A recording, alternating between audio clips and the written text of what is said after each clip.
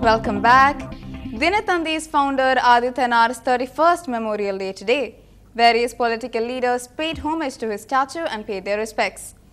MDMK Chief Vaiko, Tamil Nadu Congress Party's former leader Kumari Anandan along with Thangabalu, DMDK Party Assembly Leader Panduti Ramachandran, former Congress MLA Vasantakumar, BJP Deputy Leader Tamilisai Soundararajan, DMK Leader Veeramani and others along with the MD of Dinathandi Sivandi Adityan and Balasubramanian Adityan garlanded the statue at Egmore.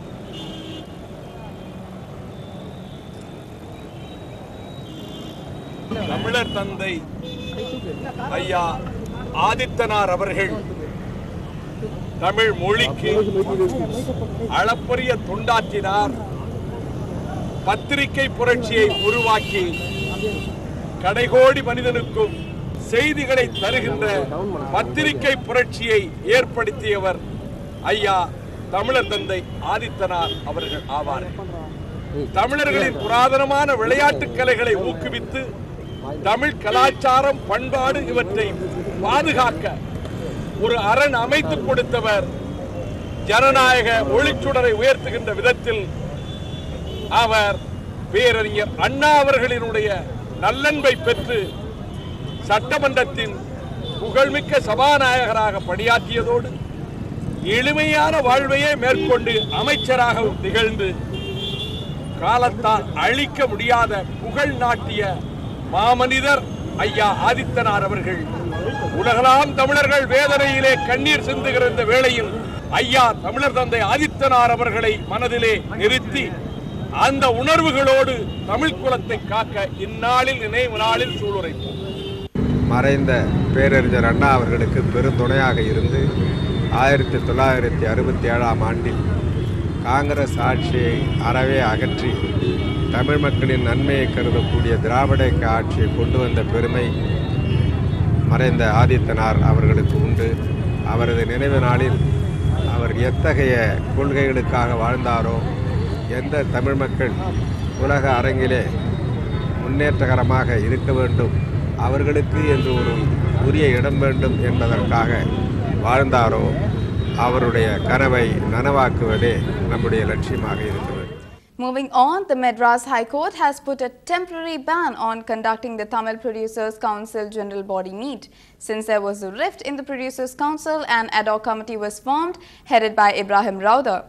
The ad hoc committee had announced that a General Body Meet will be held on the 30th of this month. Kalaipulli Dano, the Secretary of Producers Council, had opposed this and had filed a petition in the High Court. In this petition, they had mentioned that the previous time the General Body meeting was held, the head and the Secretary of the Council were removed from it. And the case which was filed in that regard is still awaiting hearing. On to another top story that we have been tracking. Nupur and Rajesh Talwar will be tried for murder and destruction of evidence in a court in Ghaziabad near Delhi. Talwar will also be tried for misleading the court, the judge ruled today. The dentist couple have been accused of murdering their 13-year-old daughter Arushi and their domestic help Hemraj in May 2008 at their home. Arushi was found dead in her bedroom while Hemraj's body was discovered on the terrace 24 hours later. The Talwars have appealed to the Supreme Court to cancel their trial, a petition that is yet to be decided. Mrs. Talwar was arrested on the 30th of April, whose request for bail is pending in the Allahabad High Court. CBI की सारी arguments को मानते हुए कि उस रात को घर पे ये 4 लोग थे और सुबह को 2 जिंदा थे, 2 मर गए, उस बात को मानते हुए ये फैसला किया है कि इनके ऊपर 302/34 आईपीसी, 201/34 आईपीसी दोनों के ऊपर और डॉक्टर राजेश तलवार के ऊपर मिसलीडिंग एफआईआर लिखाने का, घटना की गलत जानकारी देने का 203 आईपीसी का केस चल रहा है। सैनी साहब, आपने अपने तर्कों में सीबीआई की तरफ से क्या कहा था चार्जेस फ्रेम करने के मामले में? हमारे तर्क यही है कि it is a case where only 4 people were present in the house and 2 were found dead ultimately.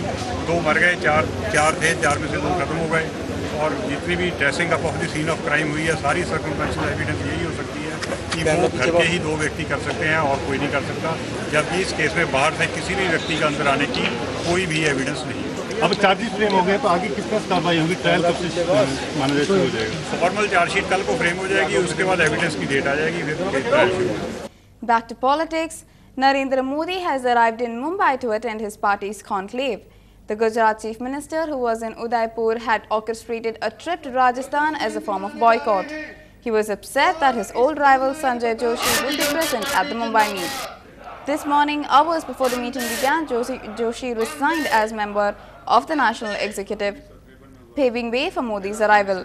Modi has already skipped a party meet in November, sulking about Joshi's presence, and also did not campaign for the party in the crucial UP elections earlier this year because Joshi was given an important charge.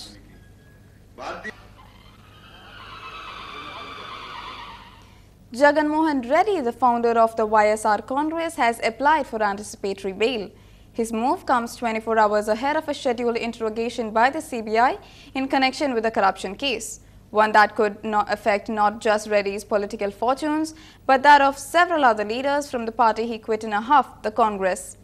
Reddy is hard at work campaigning in the Guntur district of Andhra Pradesh, busy with by-elections in 18 constituencies where his new party hopes to make a considerable impression.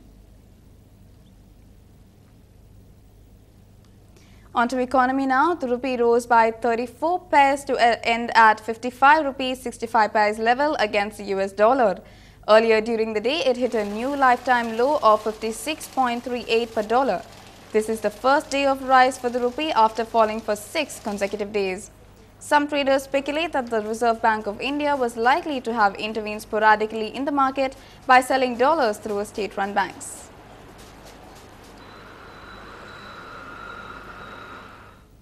On to the Air India pilot strike.